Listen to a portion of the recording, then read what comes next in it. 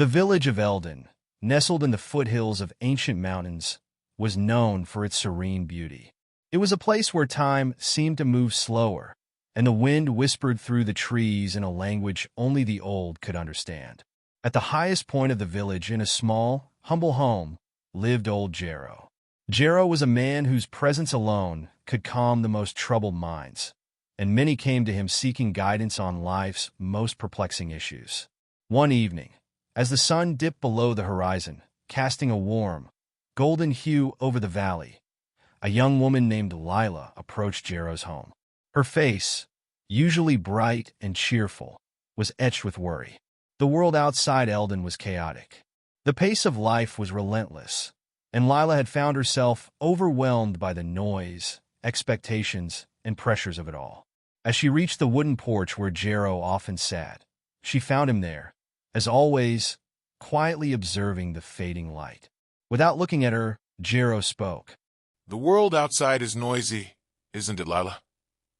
Lila nodded, surprised that Jero knew exactly what was weighing on her heart. She sat beside him, her eyes searching for answers. "I don't know how to find peace anymore," she whispered.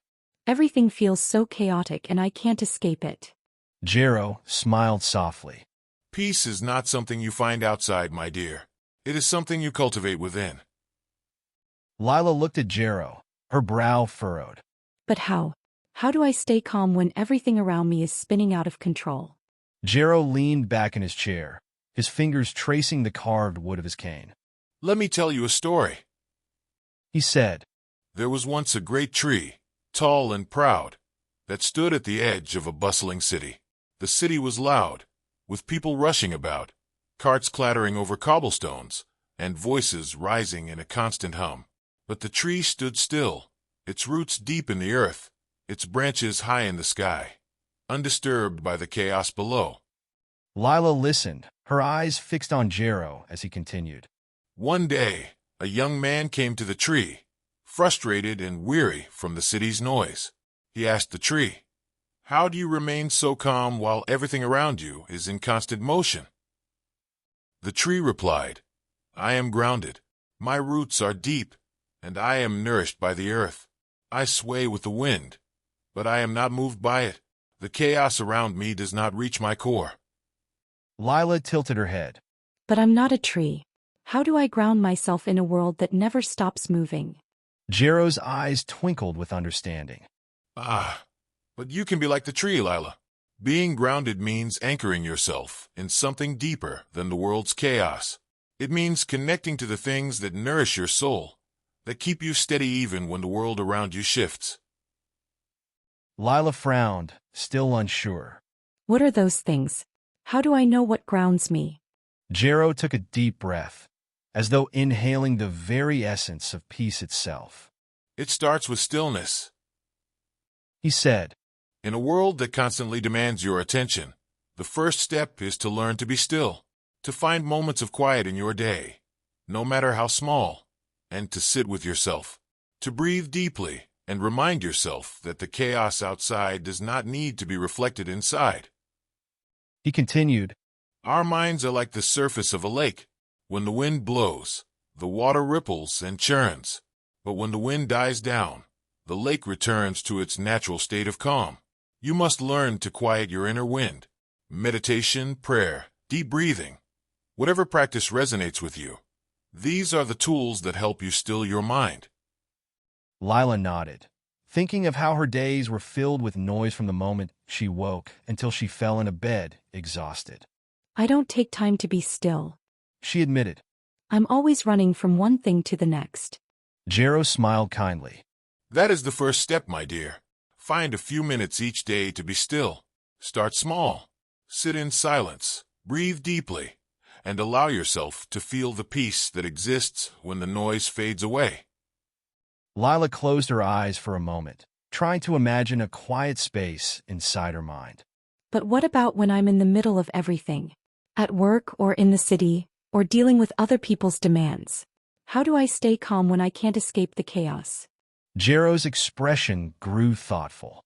"You cannot always control the chaos around you, but you can control how you respond to it.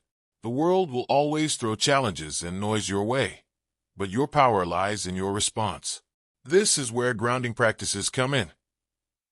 He leaned forward slightly, his voice soft but firm. When you feel overwhelmed, pause. Close your eyes. Take a deep breath and feel your feet on the ground. Imagine roots growing from your feet into the earth, anchoring you. This simple visualization can remind you that no matter how wild the storm is around you, you are steady, you are grounded. Lila smiled softly, the idea of being able to find calm in the middle of chaos bringing her a sense of hope.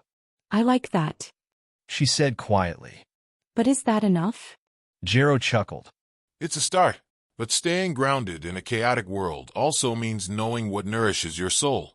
It means prioritizing the things that matter to you, whether it's time in nature, connecting with loved ones, or pursuing activities that bring you joy. When you are clear about what feeds your spirit, you are less likely to be swayed by the chaos around you. Lila nodded again, her mind turning over Jero's words. But sometimes it feels like I don't have time for those things. The world demands so much. Jero's face grew serious. That, my dear, is the greatest illusion of all. The world will always demand more from you, but you are the one who must decide what deserves your attention. If you don't make time for what grounds you, the world will pull you in every direction. He paused, letting his words sink in. You have to create boundaries, Lila. You must protect your peace as if it were the most valuable treasure, because it is. Without peace, you cannot truly thrive. You must learn to say no to the things that drain you and yes to the things that nourish you. Lila looked down at her hands, her heart heavy with the realization that she had been giving too much of herself to the chaos. I think I've been letting the world control me. She said softly. I need to take that control back. Jero smiled, his eyes filled with pride. Exactly. You must be intentional about where you place your energy. Be like the tree, rooted and steady. Let the world swirl around you, but don't let it pull you from your center.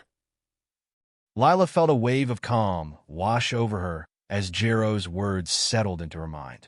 I think I understand now. She said quietly. It's not about trying to control everything around me. It's about controlling how I respond. It's about choosing peace even when the world is chaotic. Jero nodded, satisfied.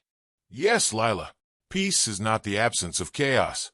It is the presence of calm within you, despite the chaos. And that is something you can cultivate, no matter what the world throws your way. As the sun fully disappeared behind the hills, Lila stood up, feeling lighter than she had in months. The weight of the world no longer felt like a burden on her shoulders. She had found the first steps toward grounding herself in the chaos. Jero watched her with a knowing smile. Remember, Lila, peace is always within your reach. You just have to choose it. Lila nodded, grateful for the wisdom she had received. Thank you, Jero. She said softly. I'll practice stillness. I'll find my roots. And with that, she turned and walked away, the chaotic world waiting for her.